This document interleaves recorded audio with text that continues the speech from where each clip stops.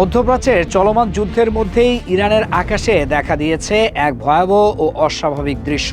রাজধানী তেহরানের আকাশ হঠাৎ করেই ঢেকে যায় ঘন কালো ধোঁয়ায়, আর সেই ধোঁয়ায় ভরা আকাশ থেকেই ঝরতে শুরু করে কালো বৃষ্টির মতো অদ্ভুত বৃষ্টি। অনেকে এটিকে এসিড বৃষ্টি বলে আশঙ্কা করছেন। এই ঘটনার পর থেকেই শহর জুড়ে ছড়িয়ে পড়েছে তীব্র আতঙ্ক, উদ্বেগ এবং অনিশ্চয়তা। ঘটনার সূত্রপাত সাম্প্রতিক এক বড় হামলার পর। আন্তর্জাতিক বিভিন্ন সূত্র জানায়, তেহরানের একটি বড় জ্বালানি তেল সংরক্ষণাগারে হামলার পর সেখানে ভয়াবহ অগ্নিকাণ্ডের সৃষ্টি হয়।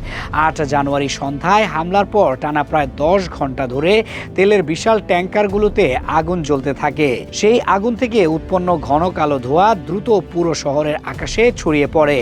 আকাশ যেন কালো ধোঁয়ার স্তরে ঢেকে যায় এবং তেহরানের অনেক এলাকায় দিনেও অন্ধকার নেমে আসে।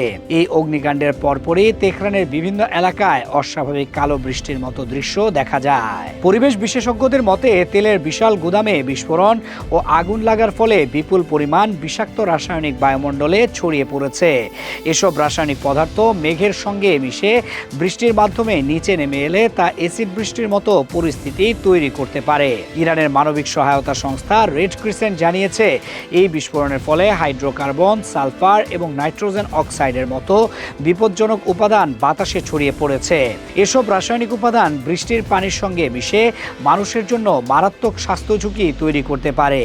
বিশেষজ্ঞরা সতর্ক করে বলেছেন, এই ধরনের বৃষ্টি ত্বকের জন্য ক্ষতিকর এবং দীর্ঘ সময় সংস্পর্শে থাকলে ত্বকে জ্বালাপোড়া বা ক্ষতের সৃষ্টি হতে পারে।